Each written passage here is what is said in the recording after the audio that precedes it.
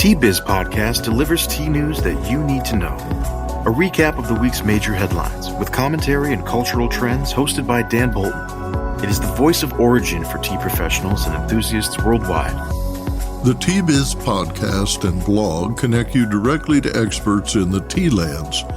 Listen as their voices reveal the news, innovations, cultural insights, and consumer trends that most impact the industry. Paired with Tea Journey, a digital magazine for tea enthusiasts, the T-Biz portal is a global resource for everyone who loves tea.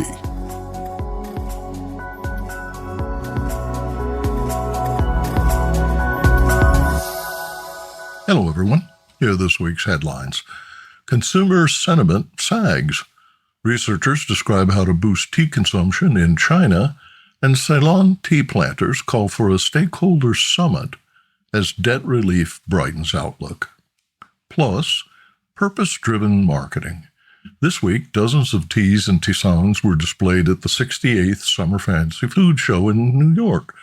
Healthful, functional, and sustainably produced plant-based beverages with clean labels were in the spotlight, along with purpose-driven brands aligned with consumers' desire for authenticity and social responsibility. Ethical food and beverage marketer Gillian, CEO of Christie Co in Santa Barbara, California, joins us this week to share her insights after 3 busy days maneuvering among the crowd of 30,000 walking the Javits Center trope. More in a minute, but first, this important message. What makes a perfect cup of Ceylon tea? The perfect cup is from the tea businesses that ensure the protection of all the children living within their tea estates. We salute Kailani Valley, Telawakili, Bogawanthalawa, Harana, and Elliptia tea estates. Support Save the Children, Sri Lanka. Consumer confidence in China, Europe, and the U.S. continues to sag, according to economists. Chinese consumers are the least confident, as evidenced by the first decline in online sales during the 618 Festival, China's second-largest annual sales event after Singles' Day in November. Reuters writes, quote, retailers in China face a daunting near-term future after a disappointing mid-year online shopping festival that has also clouded the recovery prospects of the world's second-largest economy. Reports said e-commerce sales declined for the first time during the so-called 618 Festival, which ended last week. This reflects the pressure building up on retailers already locked in a grueling price war. Forbes writes that a recent survey by the People's Bank of China documents a serious case of consumer blues. Quote, an index that the bank's statisticians have devised to weigh optimism against pessimism among individuals has settled at 49.7, down dramatically from 56 before the pandemic. In gathering these figures, the bank discovered that 15% of Chinese households have suffered a drop in income over time, and an even greater proportion expect that to happen in the near future. Some 43% said they were insecure about their jobs. In the U.S., consumers express mixed feelings. Their view of the present situation improved slightly overall, driven by an uptick in sentiment about the current labor market. However, their assessment of current business conditions cooled. Meanwhile, consumers were a bit less pessimistic about the future labor market conditions for the second month in a row. However, their expectations for future income and business conditions have weakened, weighing down the overall expectations index. The Conference Board writes, quote, the decline in confidence between May and June was most pronounced among consumers aged 35 to 54. In contrast, those under 35 and those 55 and older saw an improvement in confidence in June. No clear pattern emerged in terms of income groups. On a 6-month moving average basis, confidence remained highest among the youngest, those under 35, and wealthiest, those making over $100,000 per year. In Europe, McKinsey Consulting writes that, quote, during the second quarter of 2024, consumer optimism in Europe grew slightly from the previous quarter, although most consumers reported having mixed feelings about the economy. A greater share of younger consumers said they planned to splurge compared to older consumers selectively, and they reported an interest in treating themselves to dining out and travel. As we've seen for much of the past year, writes McKinsey, European customers also said they continued to trade down. Together, these data indicate that consumers may have finally adjusted to the higher-than-usual inflation, which suggests their shopping behaviors may have stabilized for the time being. End quote. The Planters Association of Ceylon, representing 396 estates and 330 factories, warned this week that a government-imposed 70% wage increase for tea workers would make black tea exports uncompetitive. The association writes that any wage increase should instead incentivize productivity. A press release shared with the media states, quote, the industry is already under significant pressure due to the highest production costs globally, making it a challenge to compete in the international market. Implementing a 70% wage increase overnight would exacerbate this situation, given that Sri Lanka is already the most expensive tea producer worldwide. Additionally, tea productivity has been on the decline over recent years, compounding the industry's struggles. End quote. The group called for a summit of tea stakeholders.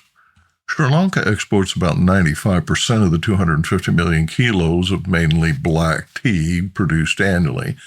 In May, the government ordered wage increases from 1,000 to 1,700 rupees, about $5.60 per day, which producers say will add 45% to production costs. The $1.3 billion industry employs about 615,000 workers. The government proposed the increase to quell political unrest caused by high inflation and unemployment. Sri Lanka is deeply in debt to foreign creditors, and raising taxes is problematic for meeting financial obligations, but crucial to keeping funding flowing from the International Monetary Fund. On Wednesday, Sri Lanka reached final restructuring agreements worth $10 billion, including agreements with an official creditors committee of bilateral lenders and China's Exim Bank, which provided much-needed relief to the beleaguered island nation. Bloomberg reports that Sri Lankan officials in Paris agreed to restructure $5.8 billion of debt, financing an initial agreement struck late last year with a group of official creditors led by France, India, and Japan. On Wednesday, local authorities also reached a final agreement on debt treatment between Sri Lanka and China's Exim Bank worth $4.2 billion. The president's office said the debt overhaul will allow Sri Lanka to allocate funds to essential public services and secure concessional financing for development needs. The Tea Growers Association writes that enhancing workers' livelihoods is commendable, according to spokesman Roshan Rajadurai, managing director of Kalani Valley Plantations, Talawakali Tea Estates. He explains that, quote, a productivity-based pay system is a more viable solution, balancing fair compensation for workers with the economic realities of the industry, and thereby safeguarding both their welfare and the industry's future, end quote. Rajadurai explains the model is designed to safeguard the industry's viability and enhance the welfare of state workers. Based on current industry standards, employees could earn a minimum of 1,820 rupees or more. He told the island online that this approach strives to balance ensuring fair compensation for workers and acknowledging the economic constraints that impact the tea sector. According to the release, quote, the Planters Association is calling for a meeting with all concerned stakeholders to discuss this matter further, as such a dialogue is crucial for reaching solutions that ensure the industry's prosperity and its workers' well-being.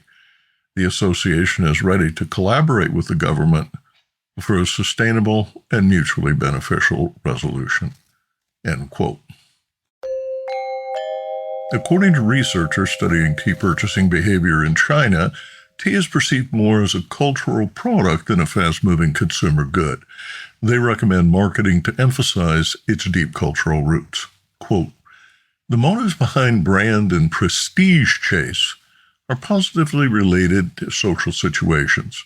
In contrast, motives of sustainability, pragmatism, and chasing novelty and uniqueness are positively related to consumer purchase under self-use situations," end quote, writes Li Wang at the College of Economics and Management in Zhejiang A&F University in Hangzhou. Co-authors include Yingyun Tong and Ann Topanen at the Department of Forest Sciences at the University of Helsinki in Finland.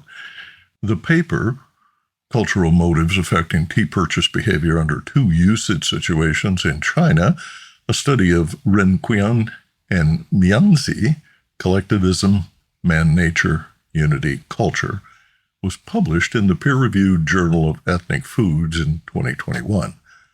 Chinese tea drinkers consider tea that sells for $20 to $30, that's about 150 renminbi, for 500 grams to be inexpensive everyday teas. In social settings, they pay twice as much for premium teas and $6 to $10 per gram, or $3,000, that's about 20,000 renminbi, for 500 grams of specialty tea. In contrast, European and North American tea drinkers spend 5 to 10 cents per gram for tea consumed at home. A box of 100 black tea bags in the U.S., Canada, or the U.K. sells for less than $10, currently about $7.80 for Lipton Yellow Label. Why are Chinese and Asian consumers comfortable paying 200 times more than Western tea drinkers? The authors write that in China, quote, "consumer demands on tea have not been explored sufficiently from a cultural perspective. This research aims to examine motives that are driving Chinese tea consumption," end quote. 280 tea drinkers took part in the study of consumer motives and usage. The researchers discovered a linkage between Chinese culture and consumer motives and described 5 consumer psychological motives. According to the authors, quote, "usage situations are arguably the most influential in predicting consumer behavior, with strong implications for segmentation and identifying niche markets. However, most studies on usage situations have not been examined outside Western culture. Hence, the first intention of this research is to explore usage situations outside of Western culture," end quote. The research results have 2 implications, they continue. Quote, "First, the study suggests that consumer motives derived from local culture and usage situations are related in China, enriching the research on usage situations outside Western culture," end quote. Consider gifting. The authors observe that gift-giving in China is arguably influenced by brand and prestige-chasing motives due to Renqian, which is described as human feelings, and Mianzi, or face, described in the West as reputation, prestige, and social standing. For example, gifts on social occasions symbolize the intention and image of givers and the respect felt for receivers, especially when they turn to instruments to save and maintain face. The amount paid, brand, and importance of the products differ. The willingness to pay for an item can be higher in such circumstances than the ordinary self-use label to save one's own mianzi and to care for others' feelings and faces. Conversely, tea purchases for self-use appear to be more related to value and price. Business Insight. China will produce 3,188 metric tons of the world's tea in 2024 and drink about 45%, almost double that of India. At $111 billion, China's tea market far exceeds the value of every competing market. Consumption per capita, however, is only a third of the average 1,300 cups Turkish tea drinkers consume annually, and less than half of what tea drinkers in Ireland and the United Kingdom consume each. Next, Arvinda Anantharaman in Bengaluru reports on this week's India Tea News.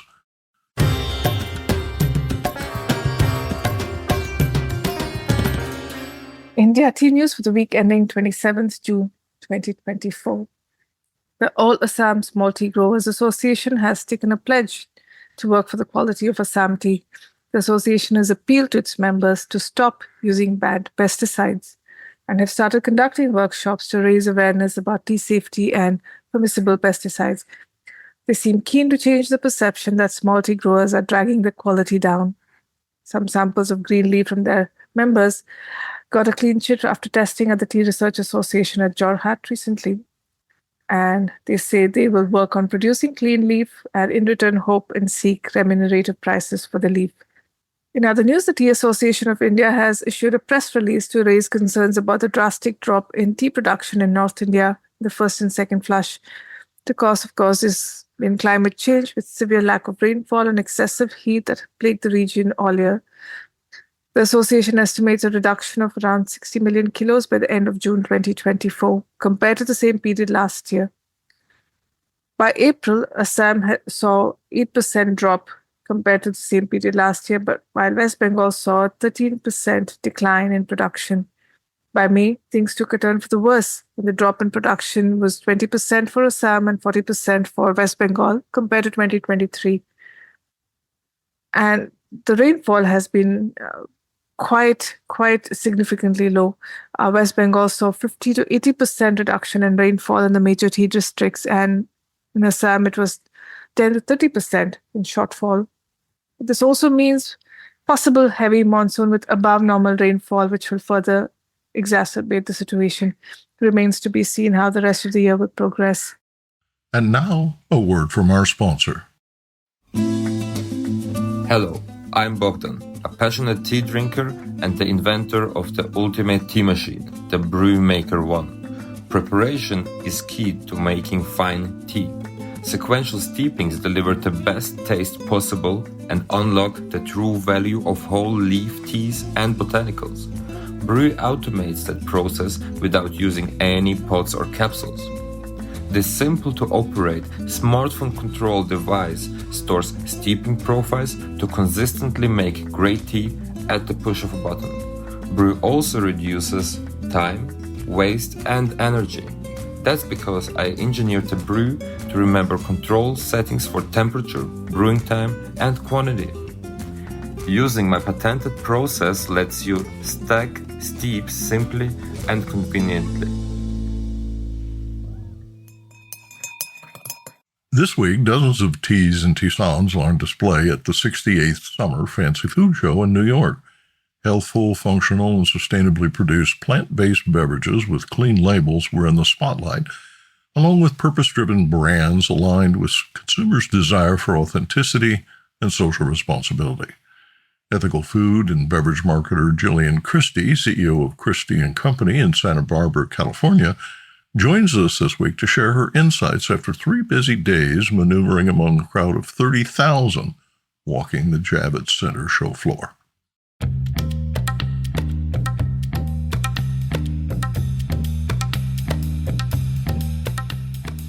Gillian has been helping ethical companies grow for more than 30 years.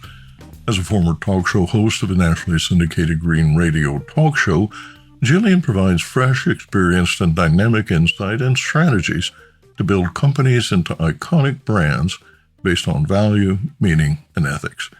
Gillian's greatest passion is helping ethical companies succeed in making the world a better place. I got started in marketing at 5 years old because I wanted to change the world, and I thought the best way to do it was to be able to highlight ethical companies all over the world and give them a platform of success from which to be heard, because we only think that if we could have ethical leaders changing the world, it'll come through business. So I'm honored to help companies be successful. And we're really good at what we do. Before leaving for New York, Gillian and I met at her office in beautiful Santa Barbara to discuss old times and new teas. Gillian, you've attended decades of fancy food shows. Will you share with our tea audience what you saw at this year's summer show? I'm always excited by this show for so many reasons. It's vivacious and full of people of every country and ethnicity and product line, and then it disappears. What I love about it is it follows my business philosophy that we can make peace profitable. Nobody was fighting. They were all just sharing ideas and concepts. New York will now be the exclusive East Coast show for anybody wanting to introduce or continue to represent a company within the food and beverage area. You and I have known each other for a long time. I think it's almost 18 years ago to bring rooibos into the U.S. market from South Africa. We brought a lot of other tea ingredients into the U.S. and working with companies here as well. Our listeners will be particularly interested in exhibitors who were displaying RTD, regular leaf tea, and other tea variances. So there's both the ready-to-drink side, the RTD side, and some of my favorite are like Joe's Teas, who's just this wonderful good old American brand. And I do have little pieces of things, but I saw other ready-to-drinks where they use tea as an additional ingredient, not as a primary ingredient. So there was like ginseng up. Now, ginseng is actually an herb. And so when you think of a beverage that's ready to drink, sometimes it isn't just caneliensis as a tea, but you see other ingredients coming forward. So there were sparkling teas, flat teas. In the RTD side, there were ones mixed with new herbal formulas. There was one with probiotics. So they were using tea in the RTD side, which is America's much more acceptable way to receive a tea, because of the fact that they were using it as a channel to share different ingredients, which, if I remember from all the learnings I've had from you as well, tea is that medicinal channel. So in the package side, lots of different ones out there, a lot of ones in the different countries from India, et cetera, but also just the traditional ones like Republic of Tea, some of the brands that have been there and holding the space for a long time. They were displaying everything they had to show too. So it's exciting to see that, because you asked me to keep an eye out, especially for teas. I would say that at least 15% of the exhibitors were in the tea category of some type.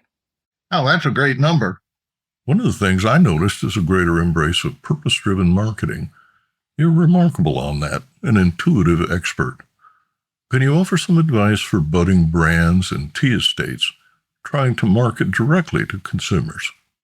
Absolutely. And I love your slight play on words with budding brands, because we did bring PG tips to the market from the US as well. So some antique brands or traditional brands have come in, because I understand the American mindset. And as an agency, we're quite unique in the fact that we only work for clients we think are ethical.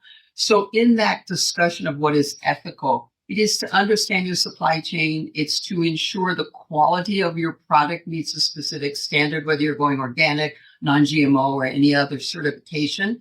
But on the next one is, do you as a company also feel within your business model that some or any of your profit can go to something else? And the American consumer will always buy, and I'm sure you will endorse this, does it taste good? Do I feel good when I indulge in it? Is there a benefit to me?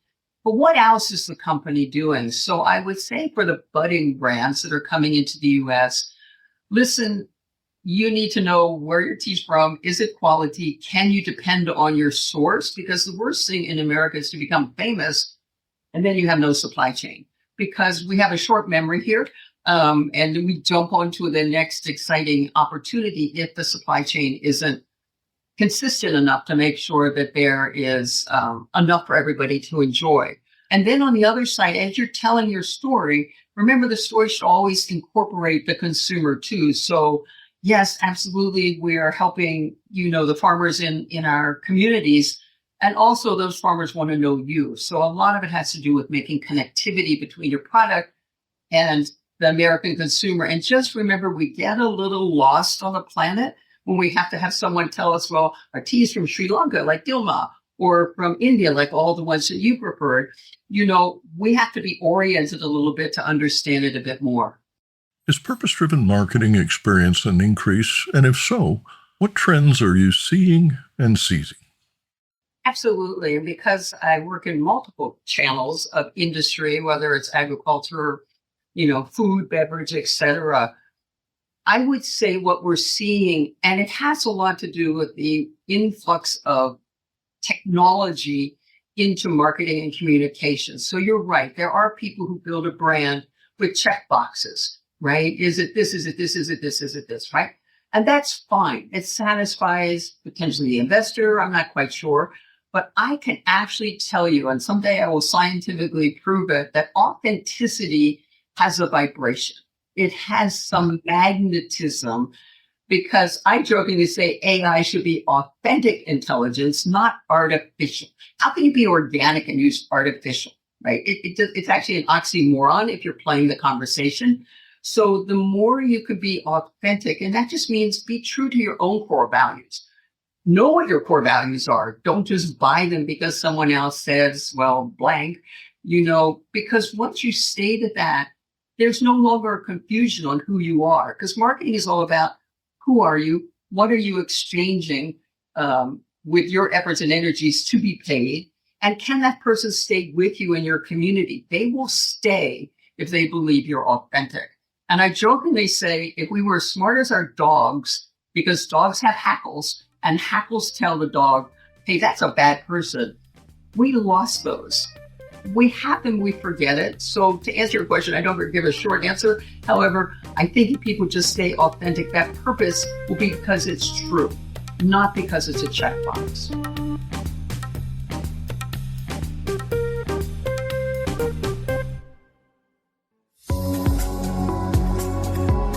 Intrigued by what you heard in today's podcast? Would you like to learn more from our global network of T-Biz journalists and tea experts? Remember to visit the T-Biz website for more comprehensive coverage. That's www.t-biz.com. Thanks for listening. Farewell till next week.